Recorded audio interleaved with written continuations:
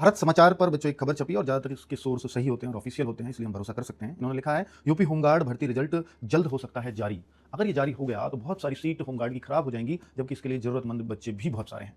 अब इसका क्या इलाज हो सकता है, तो हमने पहले भी आवाज़ उठाई है इस पर, लगातार भर्ती बोर्ड से भी रिक्वेस्ट की है, फिर एक बार करते हैं कि भर्ती बोर्ड को कोई रिजल्ट लेट करने में तो कोई दिक्कत नहीं है, जल्दी देने में तो बहुत दिक्कत हो सकती है। वह आपके मैन पावर कम है, लोगों की जनगणना में ड्यूटी लगी है, बहुत सारे कारण हो सकते हैं, इलेक्शन आ गया, ये आ गया, लेकिन लेट करने में तो कोई दिक्कत नहीं है। और लेट के लिए हमको कोई रिजल्ट क्यों अपना लेट करना चाहेगा, क्योंकि उससे साफ साफ दिख रहा है कि अगर किसी बच्चे का होमगार्ड में आ गया और फिर उसका यूपी कांस्टेबल का एग्जाम है, फिर उसका रिजल्ट यूपी कांस्टेबल में भी हो गया, तो होमगार्ड में भी सारी प्रक्रिया करवा देगा और वो कांस्टेबल में भी अपनी पूरी प्रक्रिया जारी रखेगा, क्योंकि ऐसे जब तक उसका कांस्टेबल में नंबर नहीं आया तो होमगार्ड की नौकरी नहीं छोड़ सकेगा।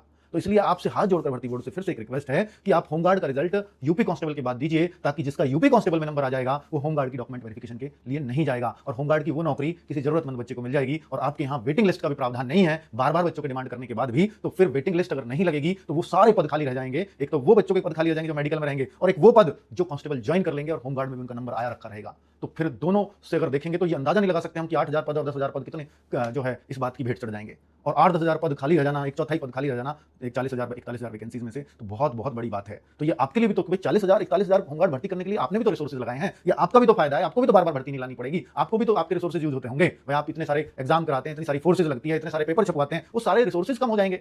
इन 10,000 की फिर से आपको भर्ती निकालनी पड़ेगी। सोचो सारे प्रोसेस कितना आसान हो जाएगा अगर आप इसका होमगार्ड का रिजल्ट बाद में जारी कर दें। तो बहुत सारे बच्चों को नौकरी उनको मिल जाएगी जो इस वजह से नहीं मिल पाएगी, यूपी कांस्टेबल का रिजल्ट आपने बाद में दिया, इसलिए उन बच्चों ने दोनों जगह वेरिफिकेशन कराई। तो ये आपको सोचना चाहिए।